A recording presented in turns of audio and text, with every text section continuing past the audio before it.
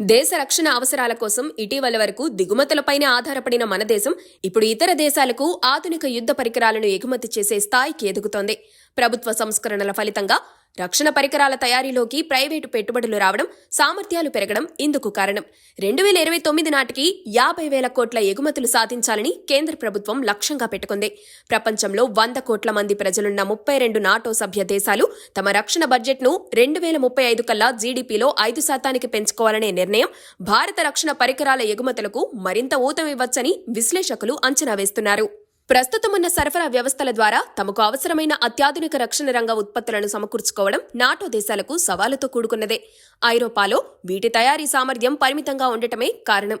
పైగా కార్మికుల కొరత కూడా.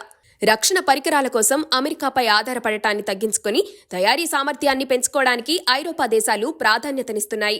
అయితే ఇందుకు చాలా సమయం పడుతుంది కనుక అప్పటి వరకు సహేతుక ధరలకే అధునాతన రక్షణ ఉత్పత్తులను అందించే భారత్ వైపు ఐరోపా దేశాలు దృష్టి సారిస్తున్నాయన్నది అంచనా. పాకిస్తాన్పై ఇటీవల దాడుల్లో బ్రహ్మోస్, ఆకాశ్, నాగ్ వంటి అధునాతన సొంత మిసైళ్లను భారత్ సమర్థంగా ప్రయోగించడం ఆయా దేశాలను ఆకర్షించింది.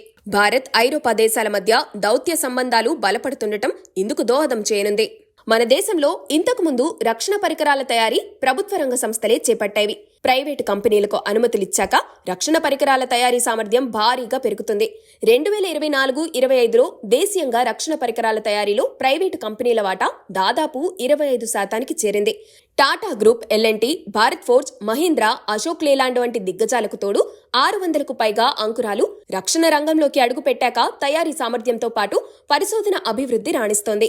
జర్మనీ సంస్థ హైన్ మెటల్ వాఫే మ్యునిషన్ నుంచి 600 కోట్ల రూపాయల ఆర్డర్ను దక్కించుకున్న రిలయన్స్ డిఫెన్స్, ఫ్రాన్స్ కు చెందిన దసో ఏవియేషన్, టేల్స్ లో ఒప్పందం కుదుర్చుకోవడం మన కంపెనీలకు అంతర్జాతీయంగా పెరుగుతున్న ప్రాధాన్యాన్ని తెలియజేస్తుంది. నాటో దేశాల నుంచి ఆర్డర్లు పెరిగితే మన కంపెనీలు రాబోయే దశాబ్ద కాలంలో అంతర్జాతీయ విపణిలో కీలకంగా మారతాయి. రక్షణ పరికరాలను అధికంగా దిగుమతి చేసుకున్న దేశాల్లో గతేడాది మన దేశం 4వ స్థానంలో నిలిచింది. రష్యాతో యుద్ధ నేపథ్యంలో ఆయుధ సామాగ్రిని అమెరికా, ఐరోపా దేశాల నుంచి అధికంగా కొనుగోలు చేస్తున్న ఉక్రెయిన్ మొదటి స్థానంలో నిలిచింది. ప్రపంచవ్యాప్తంగా రక్షణ దిగుమతుల్లో 18% వాటా ఉక్రెయిన్దే. పోలాండ్ 5%, యుఎస్ఏ 4% వాటాలతో తదుపరి స్థానాల్లో ఉన్నాయి. 4వ స్థానంలో మన దేశంతో పాటు ఖతర్, సౌదీ అరేబియా, దక్షిణ కొరియా, ఆస్ట్రేలియా ఉన్నాయి. అదే 2010లో చూస్తే రక్షణ దిగుమతుల్లో మన దేశానిదే అగ్రస్థానం. అప్పట్లో ప్రపంచవ్యాప్త రక్షణ దిగుమతుల్లో మన వాటాయే 11%.